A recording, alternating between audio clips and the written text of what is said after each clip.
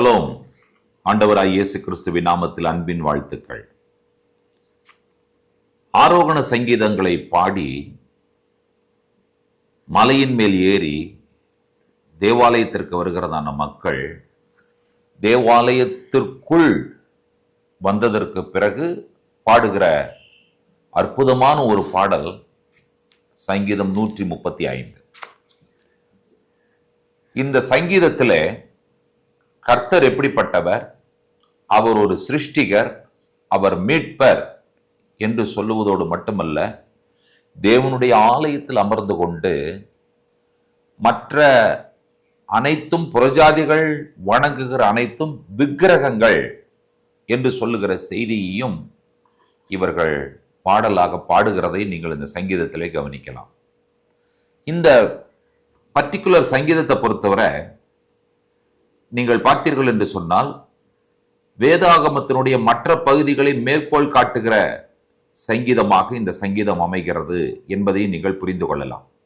அதாவது உபாகமத்திலிருந்தும் மற்றும் தீர்க்க தரிசன நூல்களிலிருந்தும் இந்த சங்கீதத்தில் பல விஷயங்கள் மேற்கோள் காட்டப்பட்டிருக்கிறது, அந்த வசனங்கள் எடுத்தாளப்பட்டிருக்கிறது என்று நீங்கள் புரிந்து கொள்ள வேண்டும். அதாவது சில சமயம் அது நேரடியான மேற்கோளாக இருக்கலாம், இல்லாவிட்டால் அதனுடைய உள்கருத்தை புரிந்து கொண்டு அதனுடைய காரியங்களை சொல்லுவதாக இருக்கலாம். அப்படிப்பட்ட காரியங்களை நீங்கள் இந்த சங்கீதத்தில் நீங்கள் கண்டுபிடிக்க முடியும். இந்த சங்கீதம் கர்த்தருடைய நாமத்தை துதியுங்கள், கர்த்தரின் ஊழியக்காரரை துதியுங்கள் என்று சொல்லுகிறார். 2வது வசனத்தை வாசிப்பீர்கள் என்று சொன்னால், அவர்கள் தேவனுடைய வீட்டிலே கர்த்தரை துதிக்கிறார்கள் என்கிற விஷயத்தை நீங்கள் கண்டுபிடிக்க முடியும். கர்த்தருடைய வீட்டிலும் நமது தேவனுடைய ஆலய பிரகாரங்களிலும் நிற்கிறவர்களே கர்த்தரை துதியுங்கள். இப்ப நீங்க கவனித்தீர்களா? ஆரோகண சங்கீதங்களை பாடி மலையின் மேல் ஏறி மலை ஆலயத்திற்கு வந்த மக்கள் இப்பொழுது ஆலயத்திற்குள் இருக்கிறார்கள். ஆலயத்திற்குள் இருந்து கொண்டு தேவனுடைய ஆலய பிரகாரங்களில் நிற்கிறவர்களே தேவனுடைய வீட்டிலே கர்த்தரை துதியுங்கள் என்று சொல்லுகிறதை நீங்கள் கவனிக்கிறீர்கள். அதை தொடர்ந்து நீங்கள் வாசிப்பீர்கள் என்று சொன்னால், கர்த்தர் இஸ்ரவேல் மக்களை தெரிந்து கொண்டார், சொந்த ஜனமாக தெரிந்து கொண்டார். ஆகினால் தான் நீங்கள் ஆலயத்திற்குள் வந்திருக்கிறீர்கள், தேவனை ஆராதித்துக் கொண்டிருக்கிறீர்கள். இந்த சங்கீதத்தில் அவர் சொல்ல வருகிற ஒரு அற்புதமான விஷயம் என்னவென்று சொல்லி கேட்டீர்கள் என்று சொன்னால், கம்பேரிசன். இந்த கம்பேரிசன் அவர் எங்கேயே ஆரம்பிக்கிறார் என்று சொல்லி நீங்கள் பார்த்தீர்கள் என்று சொன்னால், 5வது வசனத்தில் கர்த்தர் பெரியவர் என்றும் நம்முடைய ஆண்டவர் எல்லா தேவர்களுக்கும் மேலானவர் என்றும் நான் அறிவேன். கர்த்தர் பெரியவர். அடுத்தது நம்முடைய ஆண்டவர் எல்லா தேவர்களுக்கும் மேலானவர். இவர் கர்த்தர் பெரியவர் என்கிறதான விஷயத்தை முதலாவது சொல்ல வருகிறார். அதற்கான காரியங்களை அவர் முன்வைக்கிறதை நீங்கள் கவனிக்கிறீர்கள். வானம், பூமி, சமுத்திரம், எல்லா ஆழங்கள் எல்லாவற்றிலும் கர்த்தர் தமக்கு சித்தமானதை எல்லாம் செய்கிறார். அப்போ அவர் பெரியவர் தான். பூமியின் கடையாந்திரங்களிலிருந்து மேகங்களை எழும்ப பண்ணுகிறார், மழை, மின்னல் இவைகளை உண்டாக்குகிறார், காற்றை தம்முடைய பண்டக சாலைகளிலிருந்து புறப்பட பண்ணுகிறார். இத்தனை விஷயங்களை அவர் முன்வைப்பதற்கு காரணம் கர்த்தர் பெரியவர் என்பதை சொல்லுவதற்காக அவர் முன்வைக்கிறார். அதை தொடர்ந்து நீங்கள் பார்த்தீர்கள் என்று சொன்னால், எல்லா தேவர்களுக்கும் மேலான தேவன் அவர்தான் என்பதை சொல்லும் காரியத்திற்கு, அந்த ஸ்டேட்மெண்ட்டுக்கு அவர் வைக்கிற ஆதாரங்களை நீங்கள் பார்த்தீர்கள் என்று சொன்னால், எகிப்திலே தலைப்பிள்ளைகள், மிருகத்தின் தலையீற்றுகள், பார்வோனுடைய ஊழியக்காரர்கள், எகிப்து தேசத்தில் அவர் செய்த காரியங்கள், இவைகள் எதை வெளிப்படுத்துகிறது என்று சொன்னால், கர்த்தரே மெய்யான தேவன் என்பதை நிரூபிப்பதற்காக கர்த்தர் அனுப்பின வாதைகள். எகிப்தில் இஸ்ரவேல் மக்கள் குடியிருந்த பொழுது அவர்களை வெளியே கொண்டு வருவதற்காக எகிப்தில் கர்த்தர் அனுப்பின வாதைகள் அனைத்தும் அந்த தெய்வங்கள் மேல் ஆண்டவர் அனுப்பின நியாய தீர்ப்பு என்பதை நீங்கள் அறிந்திருக்கிறீர்கள். 10 வாதைகளும் எகிப்தியர்கள் எதையெல்லாம் தெய்வமாய் கும்பிட்டார்களோ அதைத்தான் அவர் வாதைகளாக அனுப்பினார். இப்ப கர்த்தர் எல்லா தேவர்களுக்கும் பெரிய தேவன் என்கிறதான விஷயத்திற்கு இவ்வளவு விஷயங்களை அவர் முன்வைக்கிறதை நீங்கள் கவனிக்கிறீர்கள். அவரால் என்ன செய்ய முடிந்தது? அவர் பெரியவராய் இருக்கிறபடியினாலே அவர் இஸ்ரவேலை தம்முடைய ஜனத்திற்கு அந்த தேசத்தை சொந்தமாக சுதந்திரமாக கொடுத்தார் என்று சொல்லி அவர் சொல்லுகிறதை நீங்கள் கவனிக்கிறீர்கள். இதுல ரெண்டு விஷயம் தான் இந்த சங்கீதக்காரன் சொல்ல வருகிற விஷயம். கர்த்தர் பெரியவர், அதற்கு உதாரணமாக சிருஷ்டிப்பின் பல விஷயங்களை அவர் முன்வைத்தார். அடுத்தது கர்த்தர் எல்லா தேவர்களுக்கும் அவரே மேலானவர், அவர்தான் ஒரே தேவன். அதை முன்வைப்பதற்காக அவர் எகிப்தினுடைய பல காரியங்களை, எகிப்தில் நடைபெற்ற கர்த்தர் அனுப்பின வாதைகள், அற்புதங்கள், இவைகளை முன்வைத்ததை நீங்கள் அறிந்திருக்கிறீர்கள். இப்பொழுது டைரக்டா மேட்டருக்கே வந்துட்டார். அவர் சொல்ல வருகிற மேட்டர் என்ன என்பதை நீங்கள் கவனிங்கள். எல்லா தேவர்களுக்கும் மேலான தேவர்கள் என்று சொல்லும் பொழுது விக்கிரகங்கள் எப்படிப்பட்டவைகள் என்பதை சொல்லுவதற்கு 15, 16, 17 இந்த வசனங்களிலே நீங்கள் இவைகளை வாசிக்கலாம். அஞ்ஞானிகளுடைய விக்கிரகங்கள் வெள்ளியும் பொன்னும் மனுஷருடைய கைவேலையுமாய் இருக்கிறது. அவைகளுக்கு வாயிருந்தும் பேசாது, அவைகளுக்கு கண்கள் இருந்தும் காணாது, அவைகளுக்கு காதுகள் இருந்தும் கேளாது, அவைகளுடைய வாயிலே சுவாசம் இல்லை. கவனித்தீர்களா? கர்த்தர் பெரியவர், சிருஷ்டிப்பை முன்வைத்தார். எல்லா தேவர்களிலும் அவரே மேலானவர், அதற்கு எகிப்தில் அனுப்பின வாதைகளை முன்வைத்தார். இப்பொழுது டைரக்டா சொல்லிட்டார். என்ன சொல்லிட்டார்னு கேட்டீங்கன்னு சொன்னா, விக்கிரகங்கள் எப்படிப்பட்டது? அது மனுஷருடைய கைவேலை, வெள்ளினாலும் பொன்னினாலும் செய்யப்பட்ட மனுஷருடைய கைவேலை.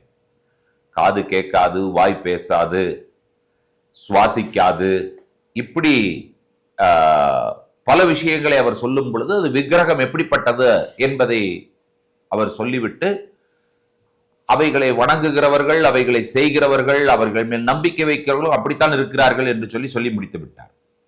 இஸ்ரவேல் மக்கள் என்ன செய்ய வேண்டும் என்று சொல்லி இவர் கடைசியிலே இவ்வளவு விஷயங்களையும் சொல்லி கன்க்ளூஷனா சொல்ல வருகிற விஷயங்களை நீங்கள் கவனிப்பீர்கள் என்று சொன்னார்.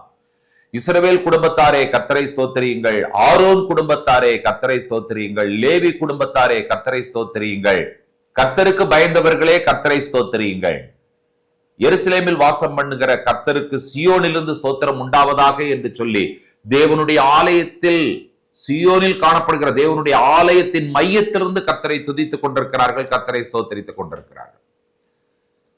கோல் இஸ்ராயேல் என்று சொல்லி அழைப்பார்கள். கோல் இஸ்ராயல் என்னன்னு சொன்னா ஆல் இஸ்ரேல், எல்லா இஸ்ரேல் மக்களும். அப்ப நீங்க பாத்தீங்கன்னு சொன்னா அந்த கோல் இஸ்ராயலுக்குள்ள யாரெல்லாம் இருக்கிறாங்கன்னா ஆசாரியர்கள், லேவியர்கள், ஜனங்கள். இந்த மூன்றையும் இவர் குறிப்பிடுகிறதை நீங்கள் கவனிக்கிறீர்கள். ஃபர்ஸ்ட் ஜனங்களை குறிப்பிடுகிறார் இஸ்ரவேல் என்று சொல்லி, அடுத்தது ஆசாரியர்களை குறிப்பிடுகிறார் ஆரோன் குடும்பத்தார் என்று சொல்லி, அடுத்தது லேவியர்களை குறிப்பிடுகிறார் லேவி குடும்பத்தார் என்று சொல்லி. இந்த இஸ்ரவேலும் ஆரோனும் லேவியும் மொத்தமாக சேர்ந்து இவர்களுக்கு ஒரு பெயர் கொடுக்கிறார். இவர்கள் கர்த்தருக்கு பயந்தவர்கள் ஆகினால கர்த்தருக்கு பயந்தவர்களை கர்த்தரை துதியுங்கள் ஸ்தோத்திரியுங்கள் என்று சொல்லிவிட்டு கடைசியாக இந்த சங்கீதத்தை எவ்வளவு அற்புதமாக முடிக்கிறார் என்பதை பாருங்கள். 21வது வசனம். எருசலேமில் வாசம் பண்ணுகிற கர்த்தருக்கு சியோனிலிருந்து ஸ்தோத்திரம் உண்டாவதாக, அல்லேலூயா. இந்த சங்கீதத்தினுடைய முடிவிலே கைகளை உயர்த்தி அல்லேலூயா என்று சொல்லி அவர்கள் முடிக்கிறார்கள். எருசலேமில் வாசம் பண்ணுகிற கர்த்தருக்கு சியோனிலிருந்து ஸ்தோத்திரம் உண்டாவதாக. சியோனிலிருந்து ஸ்தோத்திரத்தை செலுத்துகிறது யார்? இஸ்ரவேல் குடும்பம், ஆரோன் குடும்பம், லேவி குடும்பம், கோல் இஸ்ராயேல், எல்லா இஸ்ரவேல் மக்களும். இன்றைக்கு இந்த சங்கீதம் நமக்கு எதை உணர்த்துகிறது? என்னுடைய வாழ்க்கையிலே கர்த்தர் பெரியவர். நம்ம ஒவ்வொருடைய வாழ்க்கையிலும் கர்த்தர் பெரியவர். என்னுடைய வாழ்க்கையிலே நான் ஆராதிக்கிற தேவன் எல்லா தேவர்களுக்கும் மேலானவர். மற்றவர்களுடைய ஆராதனை செய்கிற அந்த மற்ற விஷயங்கள் அனைத்தும் விக்கிரகங்கள், அவைகள் மனிதனுடைய கைவேலைகள். ஆகினால நான் என்ன செய்ய வேண்டும் என்று சொன்னால், ஆவிக்குரிய இஸ்ரவேலனாக ஆண்டவராய் இயேசு கிறிஸ்துவின் திருரத்தத்தின் மூலமாக லேவியனாகவும் ஆசாரியனாகவும் ராஜாவாகவும் தெரிந்து கொள்ளப்பட்டவனாகிய நான் சியோனிலே வாசமாயிருக்கிற தேவாதி தேவனுக்கு ஸ்தோத்திரம் உண்டாவதாக அல்லேலுயா என்று ஆண்டவரை துதிக்கவும் ஸ்தோத்திரிக்கவும் நான் கடமைப்பட்டிருக்கிறேன், நான் அழைக்கப்பட்டிருக்கிறேன், நான் தெரிந்து கொள்ளப்பட்டிருக்கிறேன். நீங்களும் இந்த காலை வேளையில ஆவிக்குரிய இஸ்ரவேலர்களாக, இருதயத்துல விருத்த சேதனம் பண்ணப்பட்டவர்களாக, கர்த்தரை துதிக்கிற ஆவிக்குரிய கூட்டமாக, கர்த்தருக்கு ஸ்தோத்திரம் உண்டாவதாக அல்லேலூயா என்று சொல்லுகிற கூட்டத்திலே நீங்களும் நானும் சேர்க்கப்பட்டிருக்கிறோம் என்கிறதான மகிழ்ச்சியான செய்தி உங்களுக்கு சொல்லி, வாருங்கள் நாம் இணைந்து கர்த்தருக்கு துதியையும் ஸ்தோத்திரத்தையும் செலுத்துவோம். கண்களை மூடுவோம். உன்னதங்களில் வாசமாயிருக்கிற எங்கள் அன்பின் ஆண்டவரே, இந்த ஆசீர்வதிக்கப்பட்ட மனமகிழ்ச்சியின் அற்புதமான காலை பொழுதிலே இஸ்ரவேல் குடும்பத்தாரே, ஆரோன் குடும்பத்தாரே, லேவி குடும்பத்தாரே, கர்த்தருக்கு பயந்தவர்களே என்று சொல்லி அழைப்பை கொடுத்தீரே. இந்த கூட்டத்திலே நாங்களும் இருக்கிறோம் என்பது எங்களுக்கு மிகப்பெரிய சந்தோஷமான ஒரு செய்தி. இதை நாங்கள் பெரும் பாக்கியமாக நாங்கள் எண்ணுகிறோம் ஆண்டவரே. எருசலேமில் இருக்கிற சியோனிலே வாசமாயிருக்கிற எங்கள் தேவனாய கர்த்தருக்கு ஸ்தோத்திரம் உண்டாவதாக என்று சொல்லி இந்த சங்கீதக்காரனுடைய வார்த்தைகளை எங்களுடைய வார்த்தைகளாக்கி அவர்களோடு இணைந்து நாங்களும் உம்மை துதிக்கிறோம்.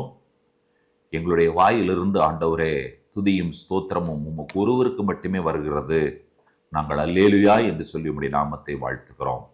எங்களை தெரிந்து கொண்டீர், எங்களை பேர் சொல்லி அழைத்தீர், எங்களை உம்முடைய சொந்த ஜனமாக இருப்பதற்காக நீர் தெரிந்து கொண்டீர். அதற்காய் உள்ளத்தின் ஆழத்தில் நாங்கள் நன்றி சொல்லுகிறோம். எங்களுடைய அழைப்பும் தெரிந்தெடுத்தலுடைய நோக்கமும் எங்கள் ஒவ்வொருவருடைய வாழ்க்கையிலும் முழுமையுமாய் நிறைவேற இந்த காலை வேளையில எங்கள் ஒவ்வொருவரையும் ஆண்டவரே தனித்தனியாக பேர் பேராக குடும்பம் குடும்பமாக நாங்கள் அர்ப்பணித்து ஜெபிக்கிறோம். எங்களை ஏற்றுக்கொள்ளும், தாங்கும், பலப்படுத்தும், வழிநடத்தும். துதி கன மகிமை உமக்கே ஏறெடுக்கிறோம். இயேசு கிறிஸ்துவின் நாமத்தில் வேண்டிக் கொள்ளுகிறோம் பிதாவே. ஆமேன், ஆமேன். நம்முடைய கர்த்தராகிய இயேசு கிறிஸ்துவின் கிருபையும் பிதாவாகிய தேவனுடைய அன்பும் பரிசுத்த தேவாவியானவருடைய அந்யோன்ய ஐக்கியமும் சிநேகமும் நம்ம அனைவரோடும் கூட கர்த்தருடைய வருகை பரியந்தம் நீடித்து நிலைத்திருப்பதாக. ஆமேன், ஆமேன். தேவ கிருபையும் சமாதானமும் பெருகுவதாக. ஷலோம்.